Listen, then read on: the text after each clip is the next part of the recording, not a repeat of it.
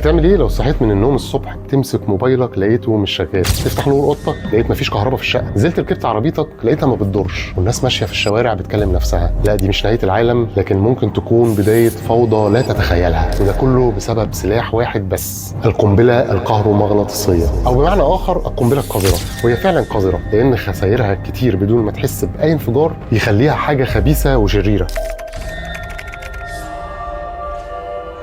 القنبله القذره الكهرومغناطيسيه او الاي ام بي هي ببساطه نبضه طاقه قويه بتتولد من التفجيرات النوويه، زي قنابل هيروشيما وناجازاكي اللي امريكا رمتها على اليابان، واللي عملت خسائر كبيره جدا. وكان مع الخسائر دي نبضه الطاقه الرهيبه دي، واللي بتعمل شلل كامل لكل ما هو الكتروني في مدى واسع. يعني لو انفجرت فوق مدينه هتمسح كل الدوائر الكهربائيه، اجهزه كمبيوتر، موبايلات، شبكات الكهرباء، وحتى السيارات الحديثه اللي بتعتمد على انظمه الكترونيه. العلماء اكتشفوا طريقه يعملوا بيها النبضه دي بدون انفجار نووي، يعني من غير اي صوت انفجار او حتى وميض او دخان، حتى مفيش صوت تكه هتسمعها. فجاه هتلاقي الدنيا ضلمت، يعني من غير حقوق انسان بقى، ونقعد قرن نشجب ونندد، والصحافه والتلفزيون يجوا يصوروا التدميرات. مش بس كده، لا كمان بقوا يتحكموا في مداها، يعني ممكن يعملوا لك قنبله صغيره يضربوا بيها محطه كهرباء وتبوظها من غير ما يدمروا مدينه كامله، وتكون دي رساله تهديد مثلا. لكن كمان يقدروا يكبروا السكيل بتاعها وتدمر بنيه تحتيه تكنولوجيه كامله لمدينه كبيره زي طوكيو. اما السيناريو الاسوأ ضرب اي ام بي على مستوى دوله كامله، ودي ممكن ترجعها 100 سنه لورا. البنوك مش هتشتغل، محطات البنزين هتقف، المستشفيات هتتحول لمقابر، والمصانع هتتجمد تماما. هتبقى كارثه مش بس اقتصاديه، دي كارثه حضاريه. حتى الراديو اللي هتشغل عليه قرآن في بيتك مش هتلاقيه. طب مين اللي عنده السلاح ده؟ الدول الكبرى زي امريكا، روسيا، الصين، عندها برامج سريه لتطوير القنابل الكهرومغناطيسيه، ودي اسلحه غير نوويه زي ما قلنا. كوريا الشماليه مثلا مهتمه انها بتطور سلاح الاي ام بي لضرب انظمه خصومها من غير ما تلجا لهجوم نووي مباشر. في تقارير بتقول ان اي دوله عندها قدره نوويه ممكن تعمل سلاح الاي ام بي بسهوله، ولو مش فاضي تصنع قنبله كهرومغناطيسيه، كل اللي محتاجينه هو قنبله نوويه تنفجر على ارتفاع عالي فوق الارض، تبعت الموجه الكهرومغناطيسيه بتاعتها للمكان المطلوب، تمسح التكنولوجيا كلها في ثانيه. طب لو حصل، ازاي نكون مستعدين؟ الدول المتقدمه بدات تطور انظمه دفاعيه ضد الاي ام بي، زي عزل الشبكات الكهربائيه وتقويه البنيه التحتيه ضد الهجمات الكهرومغناطيسيه. والعلماء اكتشفوا ان افضل حمايه ضد النبضه دي هي حاجه اسمها صناديق فاراداي، ودي بتعزل الاجهزه المهمه من التاثير، وهو عباره عن صندوق حديد بالكامل معزول عن الخارج بنسبه 100%. اي حاجه بتكون موجوده جواه بتنجى من النبضه، ودي بتستخدمها الجيوش مثلا في غرف العمليات بتاعتها. كمان بيكون في سكيل مصغر ممكن يبقى في العربيات او حتى البيوت والمخابئ. هيكون واجب علينا كمان الاعتماد على الطرق القديمه في تبادل البيانات زي المستندات الورقيه، غير السيناريوهات الكتير اللي بتحطها كل دوله عشان تكون مستعده للقنبله القذره. العالم بقى بيعتمد على التكنولوجيا في كل شيء، بس تخيل زرار واحد يطفي كل ده في ثانيه. السؤال بقى، احنا مستعدين؟